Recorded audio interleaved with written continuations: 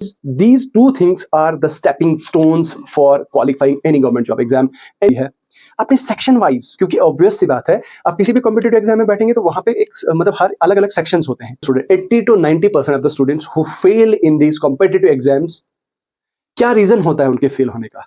ना किसी की बराबरी करनी है, ना किसी के आगे जाना है.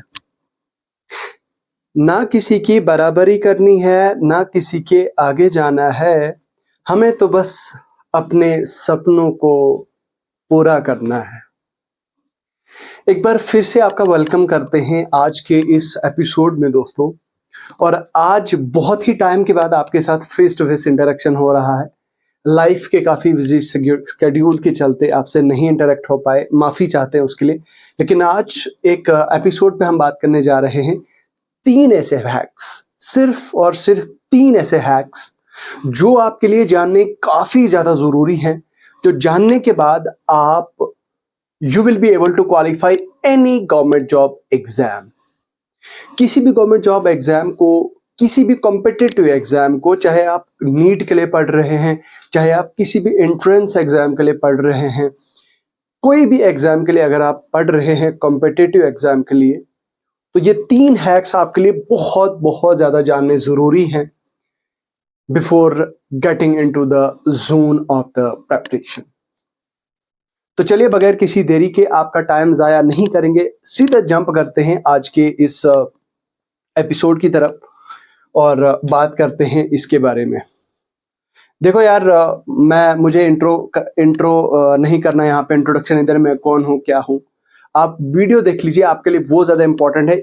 आपके लिए ज़्यादा इंपॉर्टेंट ये नहीं है कि मैं कौन हूँ. ठीक, let's start the video with this point only. तो क्या ऐसे 3 हैक्स हो सकते हैं जो 3 हैक्स जानने के बाद you will be able to qualify the exam, any competitive exam, any damn competitive exam. Number one is first hack. Number one is know your what? Guess what? Syllabus. Now, आपके दिमाग में ये सवाल जरूर आएगा कि सर क्या बोल रही है, ये तो हर कोई भी बोलता है. ये तो कोई भी बोलता है कि सिलेबस का जानना ज़रूरी है. अगर आप किसी भी कॉम्पिटिटिव एग्जाम के लिए तैयारी कर रहे हैं तो इस सिलेबस का जानना एसेंशियल है. तो this is this is quite basic, but let me tell you. अब थोड़ा सा धीरज रखिए, मैं आपको एक्सप्लेन करता हूँ. असल में मेजॉरिटी ऑफ द अनफॉर्चुनेटली हम यहाँ पे, हमें इतना ज़्यादा ओवरडोज ऑफ इंफॉर्मेशन हो गया, हमें इतनी ज़्यादा एक्सेस इंफॉर्मेशन मिल रही है कि हमें सिलेबस को देखना ही भूल जाता है. और हम भूल जाते हैं और हम ब्लाइंडली यूट्यूबर्स को देखने लग जाते हैं. हम ब्लाइंडली यूट्यूबर्स या टीचर्स, जो हमें सो कॉल्ड टीचर्स, जो कोर्स सेल करने वाले होते हैं, जो उनके कोर्स का ओवरव्यू होता है, जो उनके कोर्स में दिया होता है, वो उसी के हिसाब से चलाते हैं. और majority 90% of the students start following them. और उसके बाद उनको कोई अता पता नहीं होता कि भाई हम कहाँ पहुंचे, कितना पढ़ा हमने, कहाँ पढ़ना है, कितना पढ़ना है, उनको कुछ पता नहीं होता. तो पॉइंट नंबर 1 इज आपका सिलेबस जानना काफी ज्यादा जरूरी है. मेरी आपके लिए पर्सनल सजेशन ये रहेगी कि आप सिलेबस का PDF लें और उसका प्रिंट आउट लगा के रख दें, अपने स्टडी टेबल के आप साथ में चिपका के रख दें. मैं तो कहूंगा कि आप उसकी 2 सेपरेट कॉपीज रख लें. एक आपकी बुक्स के अंदर रहेगा और एक आपके स्टडी टेबल पे चिपका के रहेगा सामने. तो आपको हमेशा नजर पड़ती रहेगी, आपको पता चलेगा मेरा सिलेबस क्या है. सिलेबस का स्ट्रक्चर आपने समझ लिया, सिलेबस को आपने देख लिया, एक बार गो थ्रू कर लिया, सिलेबस का आपने स्ट्रक्चर एक बार पूरा प्रॉपर देख लिया, समझ लिया कि क्या क्या चीजें हैं, क्या क्या ऐसे सेक्शंस हैं जो मुझे तैयार करने हैं. देन ये चीज हो गई. Now coming next, guess what? क्या आपको गेस करना है? आपने नंबर 2 स्टेप पे एनालाइज करना है PYQs. Yes, my friend. Yes, you have to do this. Again, आपके दिमाग में ये सवाल होगा कि and you are suppose to prepare all दो सेक्शन, और ये जरूरी नहीं है कि हर एक सेक्शन की इक्वल वेटेज होगी मार्क्स की, मार्क्स डिस्ट्रीब्यूशन की। ये भी जरूरी नहीं है कि जो है सबकी इक्वल वेटेज ना हो, ठीक है। तो बहुत सारे ऐसे टॉपिक्स होते हैं जिनकी जिनकी मार्क्स के हिसाब से बहुत ज्यादा वेटेज होती है, बहुत सारे ऐसे होते हैं जिनकी वेटेज बहुत कम होती है। तो वो सिलेबस आपने देख लिया, सिलेबस देखने के बाद आपने पीवाईक्यूज देख लिया कि भाई कौन से सेक्शन में से कितने क्वेश्चंस आए हैं, और उनमें से उन क्वेश्चंस का लेवल क्या है, एक्चुअली उन क्वेश्चंस का लेवल क्या है।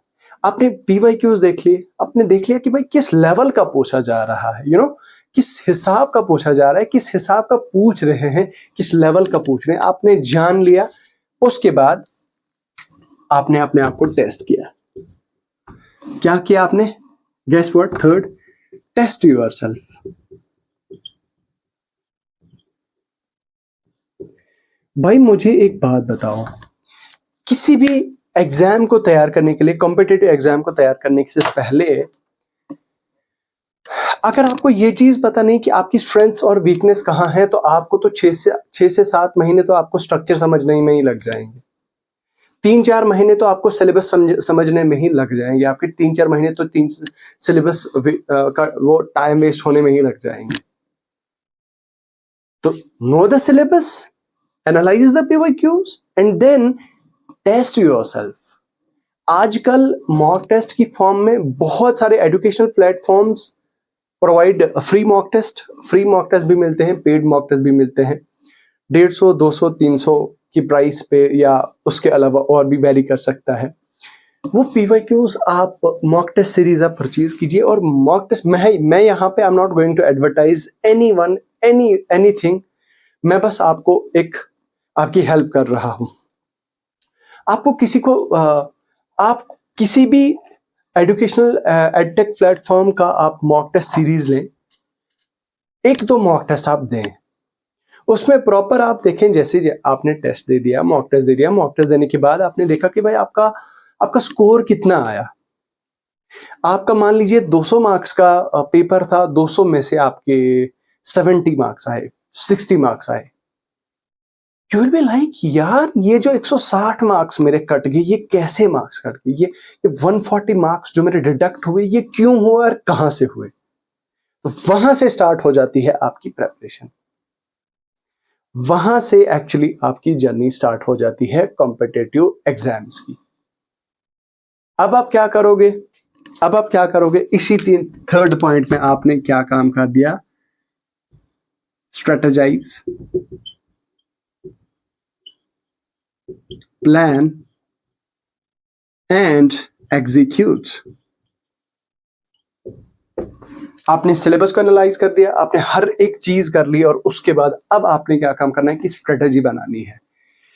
कि मान लो कोई एक सेक्शन होगा, वो आपका बहुत ज्यादा फेवरेबल होगा, फेवरेट होगा, या स्ट्रांग होगा, आप बहुत अच्छा स्कोर कर रहा होगा आपने। दूसरा सेक्शन होगा जिसमें आपका बिल्कुल भी जीरो, मतलब बहुत कम आता होगा, आपने बहुत आपकी लो परफॉर्मेंस रही होगी, वो ऐसा भी कोई सेक्शन होगा। वो चीज आपने देखी, वो सेक्शन आपने देख लिया, तो समझो आपका काम 80%, 70% of the work is done. चलिए let it be, half of the work is done. ये चीज करनी है, आपने स्ट्रेटेजी बना ली। स्ट्रेटेजी बनाने के बाद आपने प्लान कर लिया कि मुझे कहाँ से पढ़ना है, क्या पढ़ना है, और एग्जीक्यूट करना है, फिर लग जाना है प्रेपरेशन में। अब यहाँ पे सवाल पैदा होता है कि भाई मुझे कितने आवर्स पढ़ना चाहिए, मुझे कितने घंटे पढ़ना चाहिए ताकि मेरी प्रिपरेशन अच्छी हो जाए। देखो यहाँ पे आवर्स के हिसाब से नहीं मापा जा सकता है। कुछ ऐसे लोग होंगे जिनको 24 घंटे में से 18 घंटे भी अगर पढ़ेंगे वो उनके लिए कम होंगे। लेट मी रिपीट, कुछ ऐसे लोग होंगे जिनको 18 घंटे भी अगर वो पढ़ेंगे लोग, उनको वो 18 घंटे भी कम लगेंगे, बिकॉज ऑफ इन इफेक्टिविटी, ठीक है, ज्यादा इफेक्टिवनेस ना होने की वजह से। तो ही और she will not be able to get everything he learns over there. ठीक है, तो मैं उम्मीद करूंगा आप मेरी बात कनेक्ट कर पा रहे हैं और मेरी बात समझ पा रहे हैं। ठीक है, तो इसलिए I am recommending you, I am suggesting you कि कोई ऐसा बच्चा भी हो सकता है जिसको सिर्फ 4 घंटे पढ़ने से उस 18 घंटे वाले बच्चे की कैपेबिलिटी से जो है वो अच्छा पढ़ता होगा, ज़्यादा पढ़ता होगा। ये सारा आपके दिमाग का खेल है, आपकी स्ट्रेंथ्स और वीकनेस तक है कि आप कितना टाइम आप देते हैं अपनी स्टडीज़ पे। तो ये एक प्रॉपर ब्लूप्रिंट है, अगर आप इसे फॉलो करते हैं। मुझे लगता है वीडियो ज़्यादा लंबी नहीं होगी, ज़्यादा भाषण नहीं दूँगा मैं, बट ये एक मैसेज आप लोगों तक पहुँचाना काफ़ी ज़्यादा ज़रूरी था। बाकी आपकी क्या राय है कमेंट सेक्शन में लिख के ज़रूर बताएँ और एक प्यारा-सा लाइक दे दें, थम्स अप दे दें और इस वीडियो को अपने उन सभी दोस्तों के साथ शेयर करें जो अभी स्ट्रगल कर रहे हैं, जिनकी लाइफ में काफ़ी हसल-बसल चल रही है, जो काफ़ी ज़्यादा बिज़ी हैं कॉम्पिटिटिव एग्ज़ाम्स की तैयारी करने में, स्पेशली कॉम्पिटिटिव फील्ड में जो फँसे हुए हैं। तो चलिए दोस्तों, इन्हीं अल्फाज के साथ मैं रुखसत होना चाहूँगा, लेकिन जाने से पहले अपना ख़्याल रखिएगा। एक रिक्वेस्ट है आपसे, अगर आपको वीडियो अच्छी लगी तो यूट्यूब चैनल को सब्सक्राइब करें और टेलीग्राम चैनल को ज्वाइन करें। इन्हीं अल्फाज के साथ मैं रुखसत होना चाहूँगा। खुदा हाफ़िज़।